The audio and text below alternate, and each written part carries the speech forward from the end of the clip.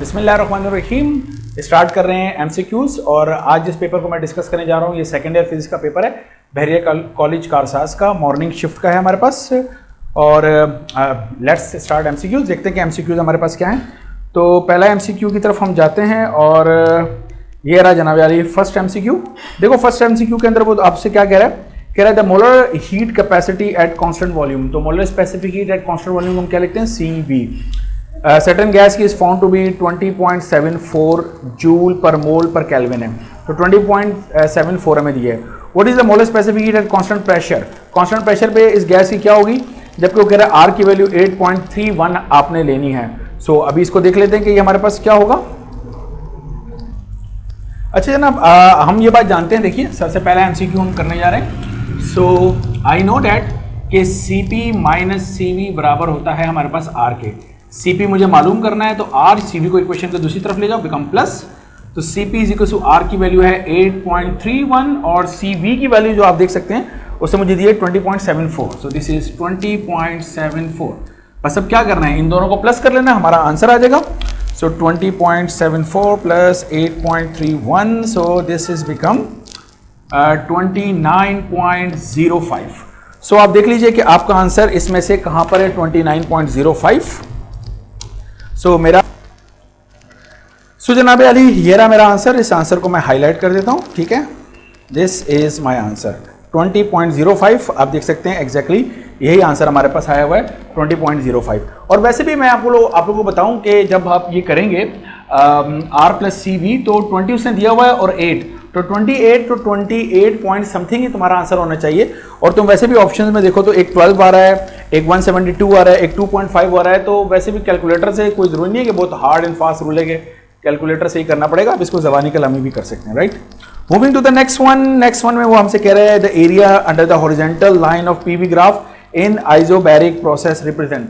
यार ये बात ये नहीं है कि उसने आइसोबैरिक प्रोसेस का नाम ले लिया, बात ये है कि जो प्रेशर वॉल्यूम ग्राफ हम बनाते हैं, तो अगर आपको याद हो जो प्रेशर वॉल्यूम ग्राफ है उसमें हमने थ्योरी में ये बात की है कि कोई भी ग्राफ बनाए, अब आइसोबैरिक प्रोसेस में एक हॉरिजॉन्टल लाइन होती है जो वो कह रहा है। तो इस ग्राफ के अंडर में जितना भी एरिया, मैंने डॉटेड लाइन इसलिए कर दी है कि ये है मेरा मेन ग्राफ, ठीक है।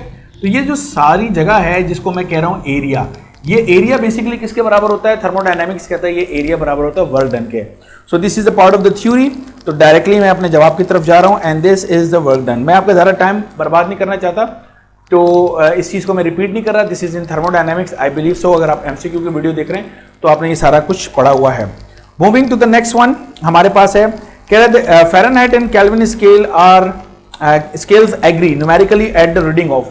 अब यहाँ पर हमसे ये पूछ रहा है कि फ़ारेनहाइट और केल्विन दोनों सेम वैल्यू दें तो वो कौन सा टेम्परेचर होगा हमारे पास। तो अगर आपको याद हो हमारा जो 11 चैप्टर है उसका जो पहले न्यूमेरिकल का B पार्ट है उसमें ये कि वो कौन सा टेम्परेचर है जिसपे सेल्सियस और फ़ारेनहाइट दोनों सेम होते हैं, तो वो कौन सा था हमारे पास -40, जो हम न्यूमेरिकल करते भी हैं फिर उसको याद कर लेते हैं। लेकिन जब आप फ़ारेनहाइट और केल्विन दे रहा है तो थोड़ा सा फार्मूला चेंज करना पड़ेगा, एक फार्मूला बनाना पड़ेगा और उसके बाद हम उसको कर सकते हैं। सो लेट्स सी हम कितनी जल्दी फार्मूला बनाते हैं और लेट्स सी हम कितनी जल्दी उसको सॉल्व करते हैं। यही स्पीड एग्जाम में आपसे रिक्वायर्ड होगी हमें, ठीक है। सो पहले मैं इसको मिटा लूँ। ये देखो, क्या हम ये बात जानते हैं कि F-32/9 बराबर होता है C/5 के। एग्रीड। तो मैंने किया F-32/9, ये पूरी ब्रैकेट मल्टीप्लाई हो जाएगी 5 से, 5 यहाँ डिवाइड है वहाँ जाकर मल्टीप्लाई हो जाएगा, तो ये रह गया C। अब हम ये बात क्या जानते नहीं है कि केल्विन क्या होता है, जब भी डिग्री सेल्सियस में +273 करें दिस बिकम केल्विन। सो मैं अगर ये जो 273 प्लस को इसको इक्वेशन किस तरफ ले आऊँ तो K - 273, क्या ये डिग्री सेल्सियस नहीं होता, तो मैं डिग्री सेल्सियस की जगह क्या पुट कर सकता हूँ, K - 273। मुझे केल्विन यहाँ पे चाहिए, 273 को इक्वेशन के दूसरी तरफ ले जाओ, तो F-32 multiply by 5 divided by 9 और ये आके यहाँ पे हो जाएगा +273 इज इक्वल टू K। सो जिस तरह हमने वो न्यूमेरिकल सॉल्व किया था उसी तरीके से हम यहाँ पर भी सॉल्व कर सकते हैं। क्या मतलब, F और K दोनों की वैल्यू सेम हो जाए। सपोज वो जो टेम्परेचर है जिसपे F और K दोनों सेम हो जाते हैं उसको हम कह देते हैं X। ये एक सॉल्व करने का तरीकेकार है, ये मेरी बात समझ रहे हो। तो हमने दोनों को X कह दिया, अब आप न्यूमेरिकल भी देख सकते हो वो भी ऐसे से सॉल्व किया था, या तो दोनों को K कह दो या दोनों को F कह दो। बहरहाल मैंने दोनों को क्या कह दिया, X कह दिया। बस अब इसको सॉल्व करना है। आई बिलीव सो कि इसको सॉल्व करना कोई इशू आपके लिए होना नहीं चाहिए। किस तरीके से, अगर मैं यहाँ पे 9 LCM ले लेता हूँ, ठीक है। सो इफ दिस बिकम 9, अगर मैंने 9 LCM ले लिया तो 9 यहाँ पर 273 के साथ मल्टीप्लाई हो जाएगा, ये रह गया X। ठीक है, इतनी मैथमेटिक्स आई बिलीव सब जानते होंगे। ये 9 जो डिवाइड इसको इक्वेशन की दूसरी तरफ ले जाओ तो ये क्या हो जाएगा, मल्टीप्लाई दिस बिकम 9x। तो ये हमारे पास कंडीशन हो गई और ये जो डिवाइड की लाइन है अब मैं इसको मिटा सकता हूँ। सो 5 को x से मल्टीप्लाई करो 5x माइनस 32 को करो 160 प्लस 2 ओके 273 को 9 से हम मल्टीप्लाई करके देख लेते हैं कि ये हमारे पास कितना बनता है। 273 multiply by 9 so this become 2457 is equal to 9x। 5x को इक्वेशन के मैं दूसरी तरफ लेके जा रहा हूँ, ठीक है। तो 5x जो कि यहाँ पे प्लस का था वहाँ जाके माइनस का 5x रह जाएगा। माइनस 160 प्लस 2 2457 सो माइनस 160 मैंने किया। So I got 2297 is equal to 9 minus 5 this become 4x। I believe so नजर आ रहा होगा। 4 यहाँ पर मल्टीप्लाई वहाँ जाकर डिवाइड हो जाएगा। So 2297 divided by 4 so that gives me x। और जब मैं इसको डिवाइड कर लेता हूं so x is equal to 574। I believe so अब नजर आ रहा होगा, ठीक है। और 0.25 भी है, 0.25 भी है, लेकिन 574 this is basically your answer. तो हम देख लेते हैं कि हमारे पास आंसर कहां है 574। So you can see this is 574। तो मैं उम्मीद रखूंगा ये बात आपकी समझ में आ चुकी है, ठीक है। नेक्स्ट वन कह रहे Carnot engine absorb heat Q from hot reservoir. तो जो हॉट रिजर्वायर से हीट उसकी आमतौर पे हमने थ्योरी में आपने देखा होगा हमने क्या लिखा था Q1, लेकिन उसको Q1 की जगह वो क्या कह रहा है Q कह रहा है। B careful, okay. Hot reservoir से करता है और उस वक्त हॉट रिजर्वायर का जो टेम्परेचर है वो 327 डिग्री सेल्सियस है। An exhaust heat to cold reservoir at 27 degree Celsius. तो how much heat is exhausted to the cold reservoir. अब इसको देखो, इसको सॉल्व कर लेते हैं हम लोग। इंतहाई आसान सी बात है। अगर थ्योरी की ये बात हम लोग जानते हैं, क्या बात जानते हैं, आपको याद होगा हमने कहा था कि Q2 अपॉन Q1 की रेशियो बराबर होती है T2 अपॉन T1 की, ठीक है। ये हमने कार्नोट इंजन के अंदर ये बात हम जानते हैं। सो अभी हमने देखा कि उसने कहा कि जो हॉट बॉडी का टेम्परेचर है वो हमारे पास Q1 की जगह उसने क्या लिखा हुआ है, उसको Q लिखा हुआ है। तो T2 कोल्ड बॉडी का टेम्परेचर है, ये भी गिवन है। हॉट बॉडी का टेम्परेचर ये भी गिवन है, बट ख्याल कीजिएगा be careful, temperature must be in kelvin. So मैं देख लेता हूँ कि हमारे पास हॉट का जो रिजर्वायर का टेम्परेचर है 327 प्लस 273 केल्विन में कन्वर्ट किया। और T2 कोल्ड बॉडी का जो टेम्परेचर है मेरे पास वो दिया हुआ 27। सो 27 में भी प्लस 273 हमने कर दिया, ठीक है। और अब हम देख लेते हैं ये क्या बन जाता है। सो ये मेरे पास बन जाएगा 300 और ये मेरे पास बन जाएगा 600 ओके। अब इन दोनों को हम क्या कर लेते हैं, डिवाइड कर लेते हैं। सो 3 1 जा एंड 3 2 जा। सो मुझे बताइए Q2 अपॉन Q मेरे पास किसके बराबर आ गया, हाफ के बराबर आ गया। ये Q यहाँ पे डिवाइड इक्वेशन की दूसरी तरफ जाके मल्टीप्लाई हो जाएगा। सो this become Q upon 2। So Q2 यानी कोल्ड जो रिजर्वायर है हमारे पास उसकी जो हीट है वो हमारे पास Q अपॉन 2 आ रही है। सो मेरा ऑप्शन मेरे सामने क्लियर हो चुका है। सो this is my option, this is Q upon 2, okay. Next one मेरे पास है the maximum work done is possible in this process. तो थर्मोडायनेमिकल प्रोसेस में जिस किस्म के हम प्रोसेस पढ़ रहे हैं, क्योंकि हमारे पास रिवर्सिबल इरिवर्सिबल प्रोसेस की बात नहीं है, सो वी नो कि मैक्सिमम वर्क डन जो हमारे पास आता है वो किस में आता है, आइसोथर्मल में। आइडियली प्रोसेस है हमारे पास, ओके।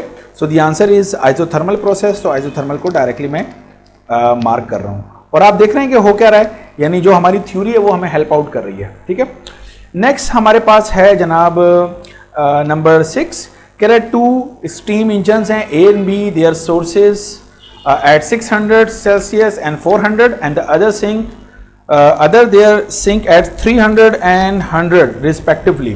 अच्छा, अब ये मैं आपको बता देता हूँ ये क्या कह रहा है। ये हमसे ये कह रहा है, देखिए 2 हीट इंजन है मेरे पास, तो मैं उसको A और B जिस उसने कहा है उसी तरीके से मैं भी कर देता हूँ। एक A है और मेरे पास एक क्या है B। अच्छा, A का जो हॉट बॉडी का टेम्परेचर है T1 वो है 600 और जो कोल्ड बॉडी का टेम्परेचर है T2 वो मेरे पास है आई बिलीव सो कितना है 400, वो है मेरे पास है 400, ठीक है। और जो मेरे पास जो दूसरा हीट इंजन है इसका जो पहला टेम्परेचर है कोल्ड बॉडी का वो है मेरे पास 300 और जो दूसरा है उसका जो टेम्परेचर है वो मेरे पास 100 दिया हुआ है। आई बिलीव सो यस। तो ऑप्शन में अगर आप देखें ना तो वो हमसे एफिशिएंसी पूछ रहा है कि किसकी एफिशिएंसी ज़्यादा है, किसकी एफिशिएंसी कम है या दोनों की एफिशिएंसी सेम है। तो मुझे बताइए, मैं अगर एफिशिएंसी का फॉर्मूला इस्तेमाल करता हूँ तो वो है मेरे पास 1 माइनस T2 अपॉन T1 और परसेंटेज में करने के लिए मल्टीप्लाई बाय 100 करते हैं, जो कि इस वक्त मैं नहीं करना चाह रहा। और T1 को अगर हम एलसीएम ले लेते हैं तो ये भी थ्योरी में हमने पढ़ा है, this become T1 minus T2 upon T1, ऐसे हो जाएगा। और T1 माइनस T2 को हमने क्या लिखा था, डेल्टा T। ये थोड़ा बहुत काम जो है मैं आपकी मेमोरी को रिफ्रेश करने के लिए कर रहा हूँ, वरना उसूली तौर पे बात यहाँ से शुरू करनी चाहिए। So delta T upon T1 ये हमारे पास है रिलेशन। तो ये एफिशिएंसी मैंने हीट इंजन एफिशिएंसी ए की और एफिशिएंसी को ईटा और दूसरे हीट इंजन बी से रिप्रेजेंट कर दिया, and this is delta T upon T1, ये फॉर्मूला है। अब मुझे बताओ अगर मैं इन दोनों का डिफरेंस लेता हूँ 600 माइनस 400 तो क्या ये 200 नहीं आएगा, क्या ख्याल है? और यहाँ पर भी अगर 300 माइनस 100 करता हूँ तो ये भी मेरे पास 200 आएगा। इसका मतलब है न्यूमरेटर तो दोनों के सेम है। अब अगर मैं इसका टेम्परेचर लिखता हूँ T1 तो वो मेरे पास कितना है, 600 है, और इसका टेम्परेचर अगर मैं लिखता हूँ तो वो मेरे पास कितना है, 300 है। अच्छा, इसको केल्विन में कन्वर्ट करना होता है इस टेम्परेचर को, जाहिर सी बात है ऊपर वाले को करने की जरूरत नहीं है, वो तो सेम ही आता है डेल्टा T में। टेम्परेचर को केल्विन में करो ना करो इससे कोई फर्क नहीं पड़ता, ये मैं ऑलरेडी बातें बता चुका हूँ। सो मेरे कहने का मतलब ये है कि अगर मैं इसमें भी प्लस 273 कर लूँ तो ऑब्वियस सी बात है 300 प्लस 273 स्टिल ये आंसर छोटा होगा, और 600 में अगर मैं प्लस 273 करूँ तो स्टिल ये आंसर बड़ा होगा। तो मैं प्लस 273 ऐड किए बगैर, क्योंकि मुझे डायरेक्ट जवाब पर पहुंचना है ना, मैं उस जवाब को देखना चाह रहा हूँ। तो बहरहाल ये आंसर बड़ा है और ये आंसर छोटा है, और यहाँ पे क्या चल रहा है, एफिशिएंसी। तो मुझे बताओ एफिशिएंसी जो है जितना डिनोमिनेटर दोनों के सेम है, बी केयरफुल, न्यूमरेटर दोनों के क्या है, सेम, क्योंकि वैल्यूज ऐसी दी है ना उस समय। तो जिसकी डिनोमिनेटर की वैल्यू ज्यादा होगी उसकी एफिशिएंसी कम होगी। तो इसका मतलब यह है कि जो एफिशिएंसी है हीट इंजन ए की वो कम है, और वो एफिशिएंसी जो हीट इंजन बी की है वो एफिशिएंसी हमारे पास क्या है, ज्यादा है। आई बिलीव से ये बात समझ में आ गई होगी। जितना T1 कम हो जाएगा उतना हमारे पास एफिशिएंसी क्या हो जाएगी, बढ़ जाएगी। क्लियर है? शुड आई बी कॉन्फिडेंट कि ये बात तुम्हें समझ में आ रही है? ओके ओके जनाब। सो अब मुझे बताइए कि किसकी एफिशिएंसी हमारे पास ज्यादा हुई, हीट इंजन बी की एफिशिएंसी ज्यादा है। सो कह रहा है equally efficient, no, A is more efficient, no, B is more efficient than A, yes, that's it, ये है मेरा जवाब। ठीक है जनाब, नेक्स्ट पे चलते हैं अब हम। कह रहे हैं the volume of a gas at constant pressure becomes zero. तो वैसे कंफ्यूज करने के लिए उससे मेरा ख्याल है ये किया हुआ है, कोई इतनी मुश्किल एमसीक्यू नहीं है। हम अगर चार्ल्स लॉ पढ़ते हैं कि V is equal to KT, तो जाहिर सी बात है जब वॉल्यूम और टेम्परेचर की हम बात कर रहे होते हैं तो प्रेशर इस दौरान क्या रहता है, कांस्टेंट रहता है। तो जाहिर सी बात है प्रेशर कांस्टेंट है, ओके, सिर्फ कंफ्यूज कर रहे हैं। तो मुझे बताइए वो कौन सा टेम्परेचर होगा जब वॉल्यूम जीरो हो जाए, तो वो टेम्परेचर होगा जीरो। और आपको पता है ये टेम्परेचर जीरो कौन सा टेम्परेचर होता है, ये टेम्परेचर हमारे पास, ये जो टेम्परेचर है ये किस में है, मैं जरा इसको तमीज से जरा लिख दूं कि T इज इन केल्विन, तो केल्विन में है, तो केल्विन का टेम्परेचर जीरो होगा। तो केल्विन का जीरो होगा, पहले हमें देखना है ऑप्शन हमारे केल्विन में है। केल्विन में जो ऑप्शन हमारे पास नजर आ रहे हैं आप देख सकते हैं वो 273 है और माइनस 273 है, जीरो नहीं है, तो ये मेरा ऑप्शन नहीं है। अच्छा, जब केल्विन का टेम्परेचर जीरो होता है तो मुझे बताइए डिग्री सेल्सियस कितना होता है, -273 होता है। ये बात तो हमें मालूम है ना, जब केल्विन जीरो होता है तो डिग्री सेल्सियस -273 होता है। सो इज देयर -273, यस, हमारे पास ये ऑप्शन है, ये चौथा ऑप्शन हमारे पास नजर आ रहा है, दिस इज -273। ठीक है, सो ये मेरा ऑप्शन होगा। नेक्स्ट पर मूव करते हैं हम लोग। कह रहा है कि the temperature at which centigrade scale is equal to Fahrenheit scale is. अब मुझे बताइए कि मैंने इससे पहले भी इसमें आपसे डिस्कस किया थोड़ी देर पहले कि वो टेम्परेचर जिसपे सेल्सियस और फ़ारेनहाइट दोनों सेम हो जाते हैं वो कौन सा होता है हमारे पास, -40। सो -40 इज माई आंसर। ठीक है, हमारे 11 चैप्टर का ये कौन सा है, सॉरी, सो -40, और ये हमारे 11 चैप्टर का जो पहला न्यूमेरिकल है उसका बी पार्ट है, right. So moving to the next one. अगले के अंदर हमसे वो कह रहा है जनाब Ali, the separation, sorry, charges Q1 and Q2 हैं, वो एक दूसरे पे 10 न्यूटन की फोर्स लगा रहे हैं ईच अदर पे, एक दूसरे पे। What is the repulsive force on them होगा, ऑन देयर नहीं होगा, जरा प्रिंटिंग मिस्टेक है। If separation is decrease so that the final separation is 50% of their initial separation. तो कहने का मतलब यह है कि दो चार्जेस के दरमियान जो भी डिस्टेंस था वो डिस्टेंस 50% कम कर दिया जाए, तो मतलब है हाफ कर दिया जाए ना। मेरा ख्याल है ये बात समझ में आ रही है। आमतौर पे हम समझाते हैं इस तरीके से ना कि डिस्टेंस को हाफ कर दें, इस दफ़ा उसने हाफ करने के बजाय क्या लफ्ज़ इस्तेमाल कर दिया, 50% डिक्रीज कर दिया जाए। तो याद रखिएगा 50% डिक्रीज का मतलब है कि जो भी डिस्टेंस पहले था वो डिस्टेंस हमने हाफ कर दिया। तो अब अगर आप कूलम लॉ अप्लाई करते हैं, quickly applying the coulomb law, तो हम क्या ये बात नहीं जानते हैं कि F is equal to K Q1 Q2 upon R² हमारे पास होता है। सो ये हमारे पास पहले फोर्स थी और ये कितनी थी हमारे पास 10 न्यूटन थी। अब जो नई फोर्स है उसके अंदर वो कह रहा है कि Q1 Q2 अपॉन ये जो डिस्टेंस है ये मैंने आधा कर दिया, जो भी डिस्टेंस है उसको क्या कर दिया, हाफ कर दिया। 50% डिक्रीज होने का ये मतलब है। या तुम लोग इसको ऐसे ले लो यार, 50% का मतलब क्या होता है 50 अपॉन 100, तो 50 अपॉन 100 का मतलब क्या होगा हमारे पास, इसको अगर 100 से डिवाइड करो 0.5 तो क्या ये 1/2 नहीं होता, सही है ना। तो अगर मैं इस तरीके से करता हूँ और ऊपर स्क्वायर अप्लाई करता हूँ तो K Q1 Q2 अपॉन ये आ जाएगा 1/4 और R स्क्वायर। सो हमारे पास जनाबे अली, अच्छा जनाब, तो अब ये क्या हो जाएगा मेरे पास, मुझे बताइए। दिस बिकम, ये सबसे नीचे वाला 4 सबसे ऊपर चला जाएगा, तो 4K Q1 Q2 upon R square. क्या ख्याल है, ये बात ठीक है। और ये सब किसके बराबर है, ये पुरानी फोर्स के बराबर है जो कि उसने हमें कितना दिया हुआ था 10। तो आई बिलीव सो आपके पास जवाब आ चुका है 4 multiply by 10, this become 14 Newton. ये थोड़ा सा मैं न्यूमेरिकल के तौर पर आपको सॉल्व करना भी सिखा रहा हूँ कि सॉल्व कैसे करने हैं, ठीक है। So I am going for the option, so this become 40 newton, ठीक है, समझ में आ गया होगा। Next one, the capacitance of parallel plate capacitor does not depend upon, किस पर डिपेंड नहीं करता। तो मेरा ख्याल है हम फॉर्मूला लिख लेते हैं, तो फॉर्मूला लिखने के बाद हमें क्लियर हो जाएगा किस पर डिपेंड नहीं करता। क्या हम ये जानते हैं कि पैरेलल प्लेट कैपेसिटर का जो फॉर्मूला है वो है A epsilon not upon D, और अगर हमने डाइलेक्ट्रिक रखा हो तो एप्सिलॉन R। तो किस पर डिपेंड करता है, एरिया पे डिपेंड करता है, सेपरेशन बिटवीन द प्लेट्स पर डिपेंड करता है, और जो मीडियम हमने पुट किया हुआ है उस मीडियम पर भी डिपेंड करता है, यानी उसकी रिलेटिव परमिटिविटी पे।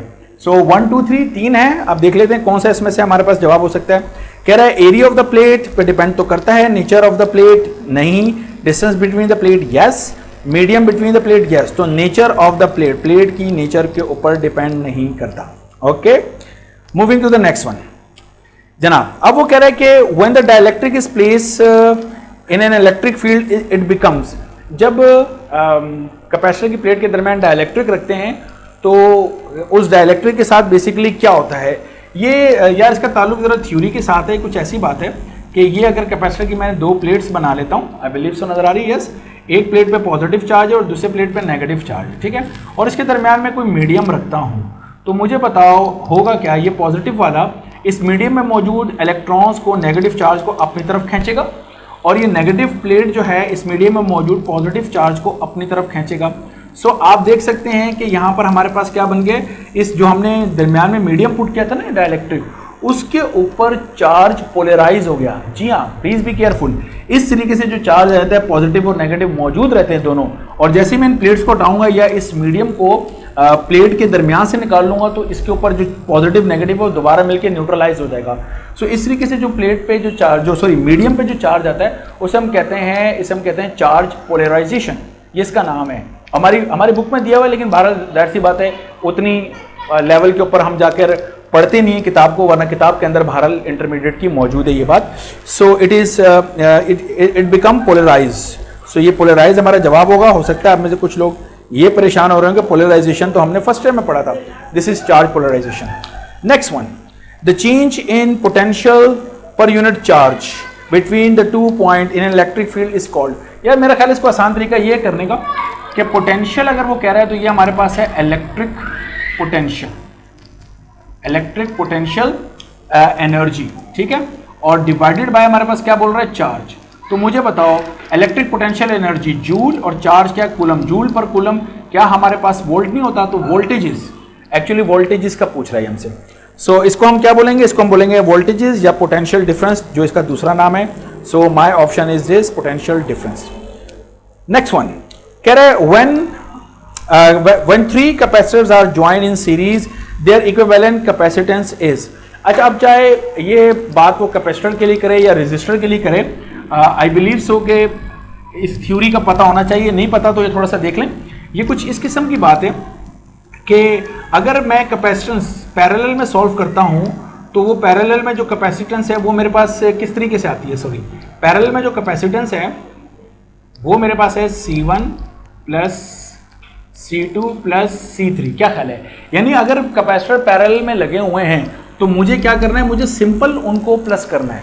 एग्रीड, ये बात समझ में आ रही है। तो अगर मुझे सिंपल उनको प्लस करना है तो मेरा जवाब क्या होगा, मेरा जवाब जो है वो तीनों जो कैपेसिटर की वैल्यू है उसमें जो सबसे बड़ी वैल्यू है उससे भी ज्यादा होगा। क्या ख्याल है? तो अब मैं ऑप्शन देखता हूं, कह रहा है less than the value of the minimum capacitor. अच्छा जी, नेक्स्ट वन में वो हमसे कह रहा है कि when 3 capacitor are join in series their equivalent capacitance is. 3 capacitor हैं और उनको हमने कैसे ज्वाइन किया हुआ है? सीरीज में ज्वाइन किया हुआ है। तो यार ये देखो जरा, इसकी थ्योरी को आप समझ लो कि है क्या। जब कैपेसिटर को हम सीरीज में ज्वाइन करते हैं तो उनकी इक्विवेलेंट कैपेसिटेंस हम कैसे निकालते हैं? 1/CEQ इज इक्वल टू, ये इक्विवेलेंट कैपेसिटेंस है 1/C1 plus 1/C2 plus 1/C3। ठीक है। इसी तरीके से अगर रेजिस्टर लगे हुए हों और वो पैरेलल में लगे हों तो पैरेलल में रेजिस्टर इक्विवेलेंट रेजिस्टेंस कैसे निकालते हैं? 1/R1 1/R2 1/R3। इस तरीके से हम पैरेलल में निकालते हैं। मैं आपको जो बात समझाने चाह रहा हूं वो क्या है कि जब भी अपॉन करके ऐड करते हैं तो हमारी ये जो वैल्यूज होती है ना C1 C2 C3, इनमें से जो सबसे छोटा होता है हमारा जो फाइनल आंसर आता है वो उससे भी छोटा आता है। बी केयरफुल, ये अच्छी तरीके से याद रखिएगा कि जब भी हम अपॉन करके ऐड करते हैं, इसका ताल्लुक कैपेसिटर या रेजिस्टर के साथ नहीं है, ये एक मैथमेटिकल वजह है, ये समझ लें मैथमेटिकल रीजन है। सो इसलिए मैंने दोनों को लिख दिया है, ओके, कि अगर कैपेसिटर सीरीज में है तो अपॉन करके ऐड करते हैं और रेजिस्टर पैरेलल है तो अपॉन करके ऐड करते हैं। तो ये जो अपॉन करके ऐड करने वाली जो हमारी टेक्निक है, इसके अंदर जो हमारा फाइनल आंसर आता है वो हमारी लगी हुई वैल्यू में जो सबसे स्मॉल होता है उससे भी छोटा आता है। ओके, ये अच्छी तरीके से याद रखना। फर्ज कर लो अगर C1 था मेरे पास 2, C2 था मेरे पास 5 और C3 था मेरे पास 8, तो मेरा जो फाइनल आंसर CEQ आएगा वो कम आएगा 2 से भी कम आएगा, जो सबसे छोटा उससे भी कम आएगा। इसी तरीके से अगर मैं कह लेता हूँ पहला रजिस्टर मेरे पास लगा हुआ है 3, एक रजिस्टर लगा हुआ है मेरे पास 8 और एक रजिस्टर मेरे पास लगा हुआ है 15 ओम का, तो मेरे पास जो इक्विवेलेंट रेजिस्टेंस आएगी वो कम आएगी सबसे छोटे से भी। तो ये अपॉन की कैरेक्टरिस्टिक है। ओके, सो अगर ये बात हमारे ध्यान में आ गई है तो अब देखिए, तो कह रहा है when 3 capacitor are join in series तो इक्विवेलेंट कैपेसिटेंस क्या होगी? Less than the value of the minimum capacitance, जो सबसे छोटी मिनिमम वैल्यू है उससे भी लेस आएगा। Yes, this is my option और इसको मैं हाईलाइट कर देता हूं। ठीक है, दैट्स इट। बाकी equal to the sum of the capacitance, no, आप देख सकते हैं सम वाली कोई बात नहीं है। ग्रेटर भी नहीं होगा और मीन भी कोई नहीं होता। नेक्स्ट वन कह रहा है when 3 resistor are join in parallel, अगर 3 रजिस्टर को पैरेलल ज्वाइन कर दे, इक्विवेलेंट रेजिस्टेंस, अच्छा अभी मैंने बताया बिल्कुल ये वाली बात है। तो अगर आपने पैरेलल में ज्वाइन कर दिया तो आपके पैरेलल कॉम्बिनेशन में वो रजिस्टर जो सबसे छोटा है आपका इक्विवेलेंट रेजिस्टेंस उससे भी कम आएगा। Okay, so again less than the value of the minimum resistance, yes, ये पहला वाला ऑप्शन ही हमारे पास है। सो मैं इसको हाईलाइट कर देता हूं। ओके, नेक्स्ट वन हमारे पास है, कह रहा है कि if the wire of a uniform area of cross section is cut into 2 equal part, एक वायर है जिस तरह एक मार्कर हो गया, इसको अगर मैं कट कर दूं 2 इक्वल पार्ट्स के अंदर डिवाइड कर दूं, तो वो कह रहा है the resistivity of each part will be, तो इनकी रेजिस्टिविटी क्या होगी? तो याद रखिएगा रेजिस्टिविटी का ताल्लुक जो डायमेंशंस हैं उनके साथ नहीं है हमारे पास। रेजिस्टिविटी इन पर डिपेंड नहीं करती, फिजिकल डायमेंशंस के ऊपर डिपेंड नहीं करती। ओके, इस जगह पे हो सकता है कि कुछ लोगों को एतराज हो, मसलन मैं ये कहना चाह रहा हूं कि हमने पढ़ा है कि R is equal to rho L upon A, तो रेजिस्टेंस जो है वो लेंथ पे डिपेंड करती है, रेजिस्टेंस क्रॉस सेक्शनल एरिया पर डिपेंड करती है, resistance type of the material के ऊपर यानी रेजिस्टिविटी के ऊपर डिपेंड करती है। तो रेजिस्टेंस का ताल्लुक तो फिजिकल डायमेंशन के साथ है, लेंथ के साथ है, क्रॉस सेक्शन एरिया के साथ है, लेकिन इस फॉर्मूले से जब हम रो की वैल्यू निकालते हैं जो कि RA अपॉन L है हमारे पास, तो कहीं ये चीज आपको कंफ्यूज ना कर बैठे, आप ये ना समझें कि जी अब रेजिस्टिविटी का ताल्लुक भी लेंथ और क्रॉस सेक्शनल एरिया के साथ आ रहा है। नो, ऐसी कोई बात नहीं है। और अगर आपको ये टॉपिक याद हो तो इस टॉपिक के टाइम पर हम आपको यही बात समझाते हैं कि 2 वायर आप ले लीजिए जिनकी सेम लेंथ हो, उनके सेम क्रॉस सेक्शनल एरिया हो, लेकिन उन 2 वायर की रेजिस्टिविटी फिर भी डिफरेंट होती है। क्यों? यहाँ पे तीसरा फैक्टर इंक्लूड होता है type of the material.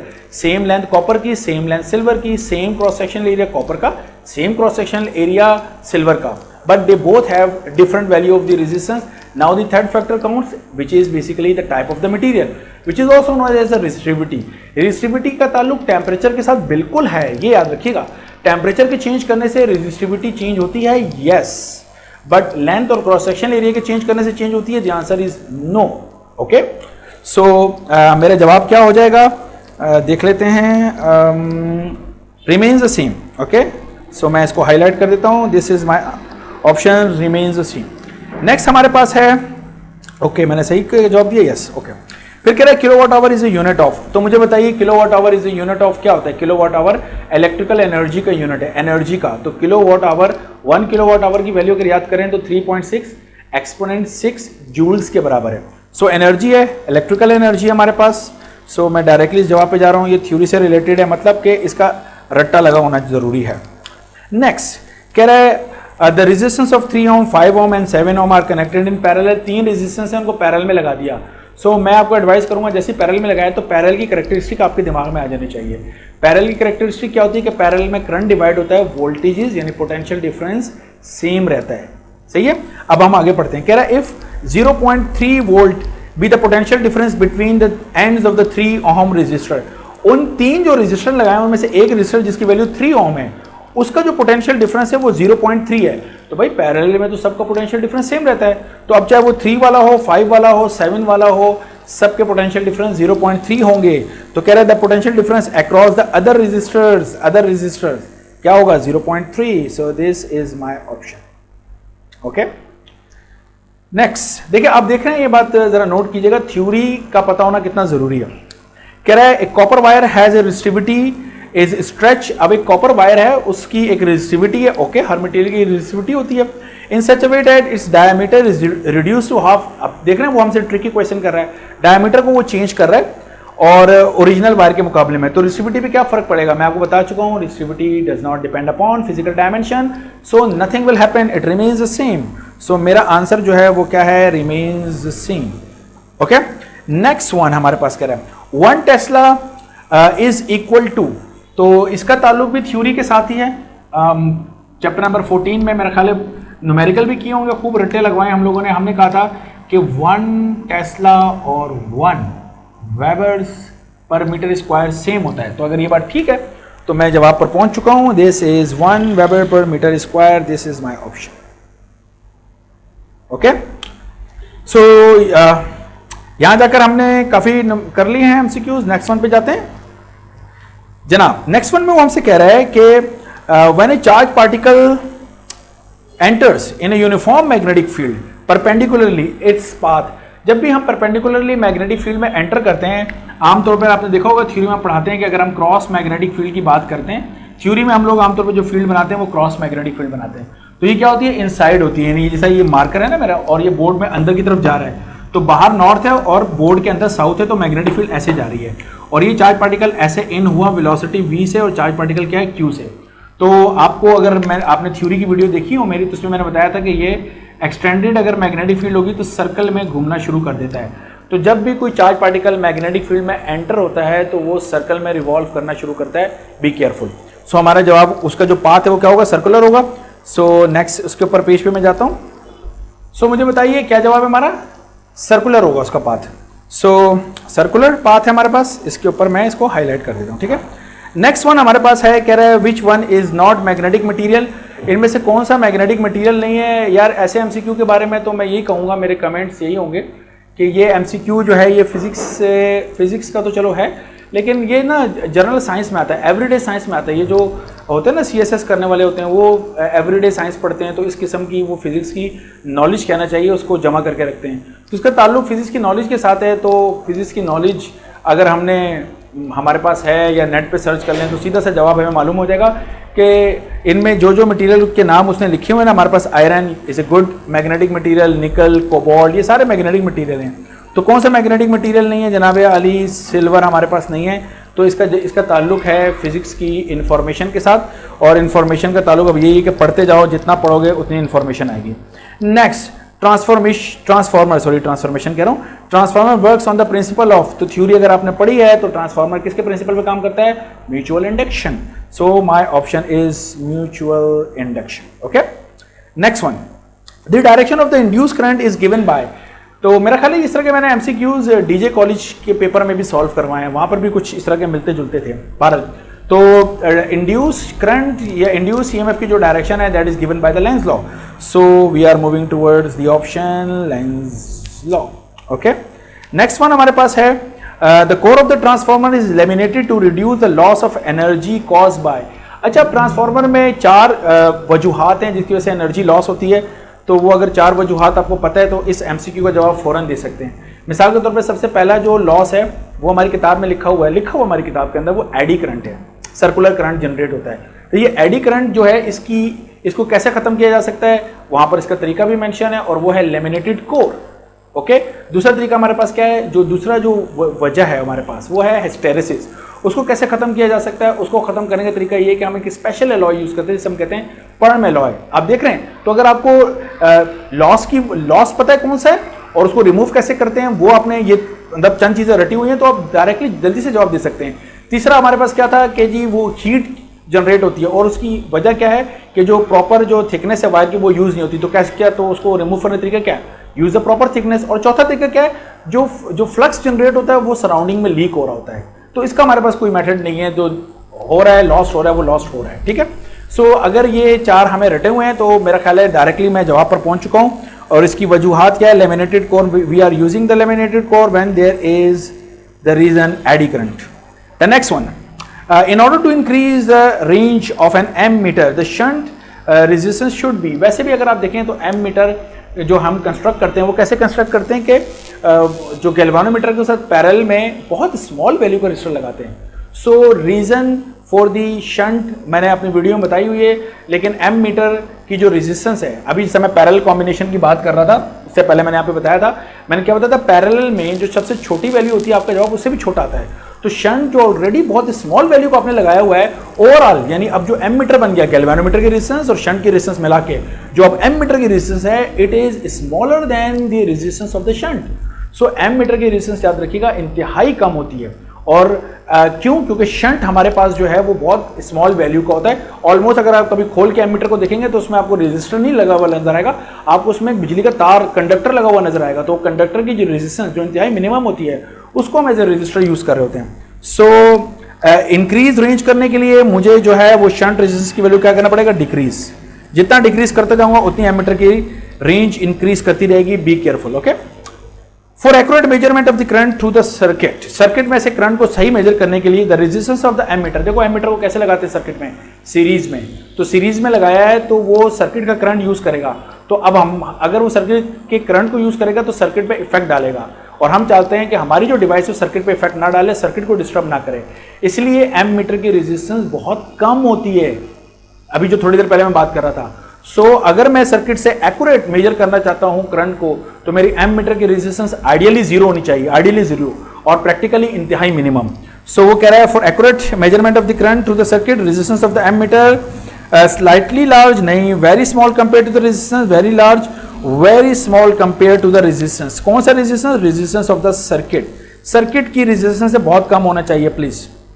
Okay, the next one is, next में हमसे वो कह रहा है कि हमारे पास है जनाबे अली एक अदद गैल्वेनोमीटर, और उस galvanometer can be use to measure the current by connecting. अब गैल्वेनोमीटर करंट मेजर कर सकता है, गैल्वेनोमीटर करंट मेजर कर सकता है मिली एम्पियर की रेंज का। This is by the construction of the galvanometer, galvanometer की वीडियो में देख सकते हैं। लेकिन यहां पर वो कह रहा है कि हमने गैल्वेनोमीटर को यूज करना है करंट को मेजर करने के लिए। So a galvanometer can be used to measure the current by connecting. Galvanometer को कैसे कनेक्ट करना पड़ेगा, कह रहा है लो रेजिस्टेंस इन सीरीज, तो गैल्वेनोमीटर को कैसे कनेक्ट करना पड़ेगा, यानी गैल्वेनोमीटर को एमीटर बनाने के लिए उसके साथ रेजिस्टेंस कैसे लगानी है, ये एक्चुअली क्वेश्चन है। तो गैल्वेनोमीटर से एमीटर बनाना है ताकि करंट मेजर करें, तो कैसे रेजिस्टेंस लगानी पड़ेगी, पैरेलल में लगानी पड़ेगी। So the low resistance in series, so the low resistance in series, high resistance in series, series वाला कोई काम नहीं है। Low resistance in parallel, yes, low resistance in parallel, this is my option.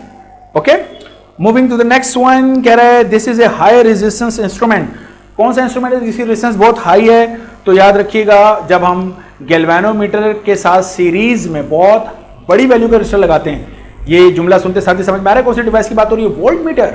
तो voltmeter series में resistance लगाइए और बहुत हाई वैल्यू को लगाइए, तो this is voltmeter. Ammeter की मैं इतनी देर से डिस्कशन आपसे कर रहा हूँ कि रेजिस्टेंस ऑलरेडी बहुत कम होती है, गैल्वेनोमीटर की रेजिस्टेंस तो वैसे ही बहुत कम है। मोटर ऑलरेडी अगर आप उसको उससे ओम मीटर से लगाएंगे तो आपको बताएगा शॉर्ट ही है। बहरहाल नेक्स्ट हमारे पास है the speed of the electromagnetic wave. ये पिछली वीडियो के अंदर भी मैंने आपको बताया था। तो चैप्टर 16 का दूसरे पेज पे चले जाएगा, नेक्स्ट पेज पे, तो उस पे ये फॉर्मूला लिखा हुआ है, तो ये डायरेक्टली थ्योरी से रिलेटेड है। This is the equation. Okay, next one, transistor can be use as, हम ट्रांजिस्टर के दो इस्तेमाल बताते हैं, as a switch, as an amplifier. देख लेते हैं तो कैसे यूज हो सकता है एम्पलीफायर के तौर पे। Yes, this is the correct option. उसके बाद हमारे पास rectifier no, potentiometer no, voltmeter no. तो एम्पलीफायर, स्विच और एम्पलीफायर में से एम्पलीफायर लिखा हुआ है, तो मैंने इस पे इसको हाईलाइट कर दिया। ओके जनाब, next one, emitter based junction in is forward bias in. यार देखो, चाहे एनपीएन ट्रांजिस्टर हो या पीएनपी ट्रांजिस्टर हो, मैंने दोनों के लिए आपको कहा था, चाहे पीएनपी हो या मेरे पास एनपीएन ट्रांजिस्टर हो, दोनों में से कोई भी ट्रांजिस्टर हो, बेस इमीटर, अगर ये मेरे पास बेस है, ये इमीटर है, कलेक्टर है, बेस इमीटर कलेक्टर, तो बेस इमीटर जंक्शन को हम हमेशा फॉरवर्ड बायस करते हैं। मैंने तो ये पढ़ा है आप लोगों को, मैंने आपसे कहा है base emitter junction forward bias करना है। एनपीएन और पीएनपी, इससे कोई फर्क नहीं पड़ता। सो किसको, एनपीएन ट्रांजिस्टर को, पीएनपी को नहीं जनाब, दोनों को, both. So the option is NPN PNP transistor both. Okay, next one, the photoelectric emission take place if. Photoelectric emission कब होता है? फोटोइलेक्ट्रिक एमिशन के लिए देखिए, मैं आपको एक बात बता दूं, फोटोइलेक्ट्रिक वैसे तो आपको पता होना चाहिए, ये मेटालिक प्लेट है, ठीक है, और इस पे एक अल्ट्रावायलेट फोटोन हमने स्ट्राइक करवाया, या एक एनर्जी स्ट्राइक कराई। ये जो आके फोटोन स्ट्राइक कर रहा है, इसकी energy E is equal to h nu. Energy को E कह लो या एच न्यू कह लो, तो ये एनर्जी स्ट्राइक करती है और इस एनर्जी का एक हिस्सा इलेक्ट्रॉन को बाहर निकालने के काम आता है। इसको हम कहते हैं वर्क फंक्शन। क्या बोलते हैं? वर्क फंक्शन, फाई से रिप्रेजेंट करते हैं। बाकी एनर्जी से ये इलेक्ट्रॉन मूव करते हैं, तो बाकी एनर्जी किस में कन्वर्ट होती है? काइनेटिक एनर्जी में। तो हम क्या कहते हैं कि ये जो एनर्जी है ना एच न्यू, ये दो हिस्सों में तकसीम हो रही है। एक वर्क फंक्शन, यानी वो एनर्जी जो कि इलेक्ट्रॉन को निकाल रही है, और बाकी उसको काइनेटिक एनर्जी से क्या कर रही है? मूव करवा रही है। ये बात समझ में आ रही है? वर्क फंक्शन को हम फाई लिखते हैं, यहाँ पे मुझे ऑप्शन में फाई नॉट नजर आ रहा है लिखा हुआ, आई डोंट नो इसे फाई नॉट क्यों लिखा हुआ है, बहरहाल फाई से हम रिप्रेजेंट करते हैं। सो अगर इसमें से मैं काइनेटिक एनर्जी हटा दूं, तो मुझे बताइए, अगर ये आने वाली जो एनर्जी आ रही है ये वर्क फंक्शन से भी कम हो, तो क्या ये इलेक्ट्रॉन कभी किसी सूरत में निकल सकता है? नहीं निकल सकता ना भाई। देखो ना, इलेक्ट्रॉन को निकालने के लिए अगर एनर्जी चाहिए 10, और मैं दे रहा हूं यहां से कितनी? 15, तो 15 में से 10 इलेक्ट्रॉन को निकाल रही है, बाकी 5 से इलेक्ट्रॉन काइनेटिक एनर्जी से मूव करेगा। तो इसलिए मैं कह रहा हूं कि हमारा जो वर्क फंक्शन है उससे ये एनर्जी हर सूरत में ज्यादा होनी चाहिए। सो ये एनर्जी हर सूरत में ज्यादा होनी चाहिए, वर्क फंक्शन कम होना चाहिए, ये कंडीशन बन रही है हमारे पास। तो हम देख लेते हैं ऐसी कंडीशन कौन सी है। क्या हमारी एनर्जी कम होनी चाहिए? जी नहीं। क्या हमारी एनर्जी ज्यादा होनी चाहिए? यस, हमारी एनर्जी वर्क फंक्शन से ज्यादा होनी चाहिए। इसके अलावा जो दूसरा ऑप्शन है कि देखो एच न्यू नॉट, उसने लिखा है कि लेस देन 5। न्यू नॉट क्या होता है? ये जो हमारे पास वर्क फंक्शन होता है ना, वर्क फंक्शन एनर्जी होती है जिसको एच न्यू और इसमें न्यू नॉट लिखते हैं। तो वर्क फंक्शन वाली जो एनर्जी होती है वो थ्रेशोल्ड फ्रीक्वेंसी से रिलेटेड होती है। सो बहरहाल न्यू नॉट वाले तो ऑप्शन को आपने देखना ही नहीं है, आपने तो, क्योंकि थ्रेशोल्ड फ्रीक्वेंसी है तो न्यू नॉट है, आपने देखना एच न्यू वाले ऑप्शन को है, ठीक है। और इसी तरीके से लास्ट वाला ऑप्शन भी नजर आ रहा है कि थ्रेशोल्ड फ्रीक्वेंसी और वर्क फंक्शन नो, इस तरह की कोई कहानी नहीं है हमारे पास। Next, in photoelectric effect the work function depends on. तो मुझे बताइए फोटोइलेक्ट्रिक इफेक्ट में वर्क फंक्शन किसके ऊपर डिपेंड कर रहा है? अगर मैं अभी बात करता हूं तो वर्क फंक्शन किसके ऊपर डिपेंड कर रहा है जनाब? यानी वर्क फंक्शन एक तो ये कि फ्रीक्वेंसी, और दूसरा वर्क फंक्शन ये है कि हर जो मेटेलिक प्लेट, हर जो प्लेट है उसका अपना वर्क फंक्शन होता है। यानी कॉपर में से इलेक्ट्रॉन को निकालने के लिए जो एनर्जी चाहिए, क्या उतनी ही एनर्जी सिल्वर में से भी इलेक्ट्रॉन को निकालने के लिए चाहिए? जवाब है जी नहीं। कॉपर में से इलेक्ट्रॉन निकालने के लिए कुछ और एनर्जी उसका, यानी कॉपर का वर्क फंक्शन कुछ और है, सिल्वर का वर्क फंक्शन कुछ और है। तो हर मेटल का अपना ही एक वर्क फंक्शन होता है, बी केयरफुल। ओके, सो जनाब कह रहे हैं तो वर्क फंक्शन किस पे डिपेंड करता है? Wavelength no, current no, light intensity no, metal that light strike yes, it depend upon the metallic surface. Okay, next one कह रहे in Compton effect the scattered photon has. Scattered photon का क्या होगा? फिर देख लो, quick review about the Compton के Compton में होता हमारे पास क्या है? ये हमारे पास एक एक्सरे फोटोन हमारे पास आ रहा होता है, वो आके एक इलेक्ट्रॉन से स्ट्राइक करता है, उसके बाद फोटोन एक तरफ चला जाता है, इलेक्ट्रॉन दूसरी तरफ चला जाता है। इसको हम कहते हैं स्कैटर्ड फोटोन, ठीक है, ये कहलाता है स्कैटर्ड फोटोन। और ये हमारे पास कहलाता है रिकॉइल्ड कॉन। इलेक्ट्रॉन।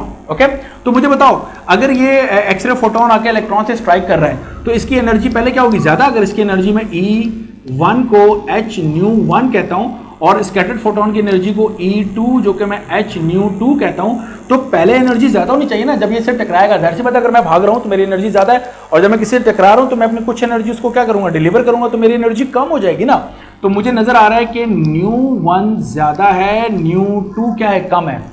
पहले एनर्जी ज्यादा थी, बाद में एनर्जी कम हो गई। एनर्जी फ्रीक्वेंसी डायरेक्टली रिलेटेड है, पहले फ्रीक्वेंसी ज्यादा है, बाद में फ्रीक्वेंसी कम हो गई। अच्छा, फ्रीक्वेंसी और वेवलेंथ की क्या रिलेशन है, इनवर्स रिलेशन है, प्लीज याद रखिएगा।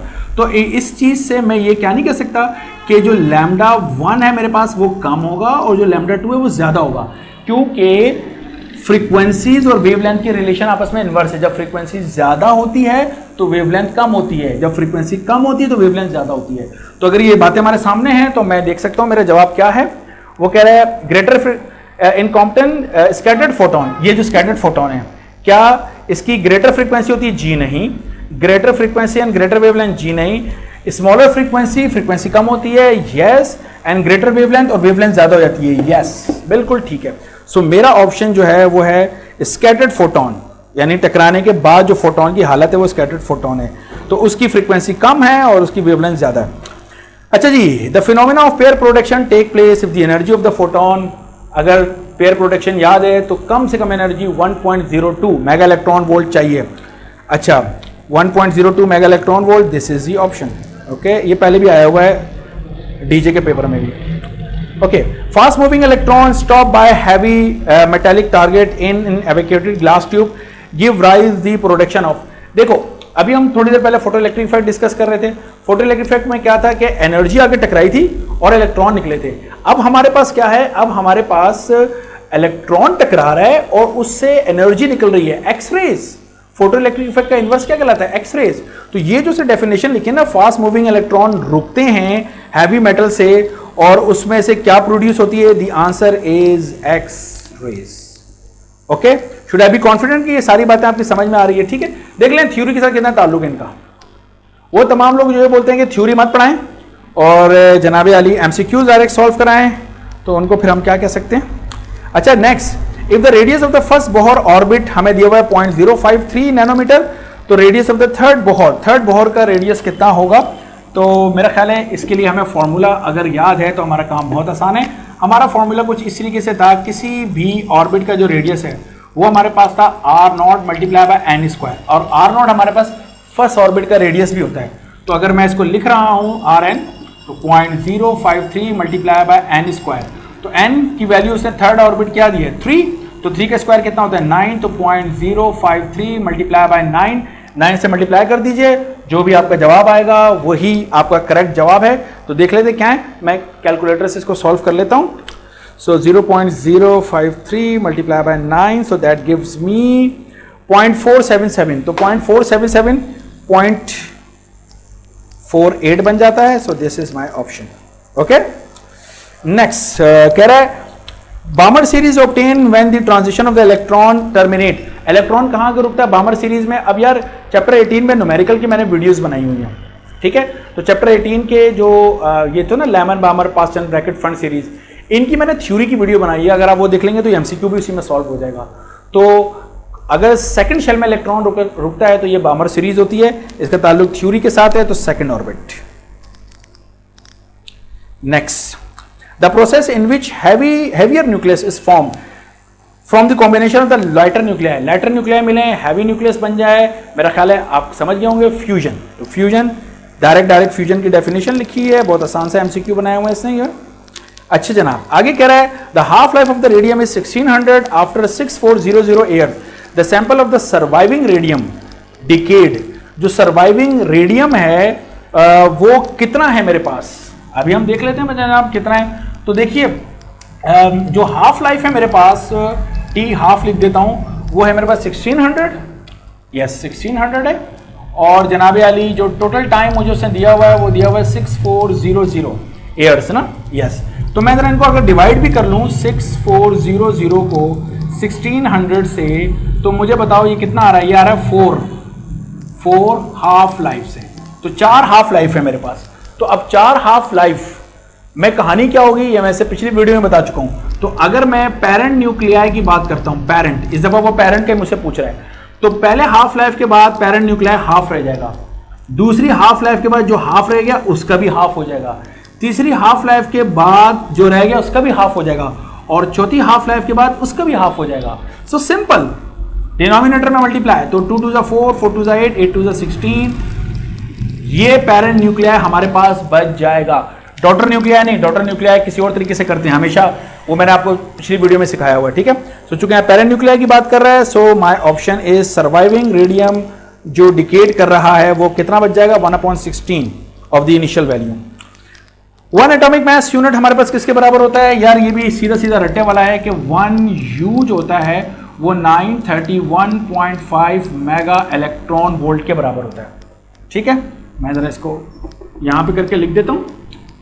सो 1 एटॉमिक मास यूनिट जिसको यू लिखते हैं 931.5 मेगा इलेक्ट्रॉन वोल्ट के बराबर है हमारे पास। तो अब आप देख लीजिए ऑप्शन जो मेगा इलेक्ट्रॉन वोल्ट में लिखा है वो 9.315 लिखा है। सो अगर मैं आखिरी ऑप्शन देखता हूं, ये सिर्फ उसने थोड़ा सा घुमाया, मैं पॉइंट को अगर मैं 2 डिजिट आगे ले जाऊं, यहां पर ले जाऊं, तो मुझे बताएं कितना हो जाएगा, 9.31, और जब मैं लेफ्ट हैंड पे मूव करते हैं तो पॉइंट प्लस में जो पावर है, सॉरी पावर जो है वो प्लस में इंक्रीज करती है। तो मेगा का मतलब था 10 की पावर 6, और 2 डिजिट मैंने मूव कराया तो 2 लगा दिया, तो 9.31 10⁸8, okay. So this is my option, और इलेक्ट्रॉन वोल्ट में होता है, तो this is electron volt. Next one हमारे पास है Geiger Muller counter contain, Geiger Muller की वीडियो बनाई हुई है, तो थ्योरी अगर आपने देखी है तो आप समझ गए होंगे गेगर म्यूलर के अंदर क्या होता है। आर्गॉन एंड अल्कोहल हमारे पास होती है, स्लाइटली एयर भी होती है बट कोई मसला नहीं। Argon and alcohol, alcohol only, no super cooled water vapours, no ions, no ion नहीं होते, रेडिएशन आके आयोनाइजेशन करती हैं उसके अंदर, ओके। सो आई बिलीव सो ये सारी बात समझ में आ गई कि this is the end of MCQs of the barrier college. Still if you have any question तो आप लोगों ने मुझे कमेंट करना है, मुझे कमेंट करके बताना है। और ये जिस तरीके से मैं वीडियो बना रहा हूं कि ऊपर आपको एमसीक्यूज चलते हुए नजर आ रहे हैं और मैं एक्सप्लेन कर रहा हूं बोर्ड पे, तो अगर आपको ये तरीका सही लगा तो आप मुझे जरूर बताइएगा, वरना मैंने बहुत सारे लोगों के देखे हैं वो एमसीक्यूज एक पेज के ऊपर मतलब एमसीक्यूज हैं और उसी पे वो हाईलाइट करके बता रहे हैं। सो कमेंट जरूर कीजिएगा अगर आपको पसंद आ रहा है, और शेयर करें दूसरे लोगों के साथ, ठीक है। Thank you so much, Allah Hafiz.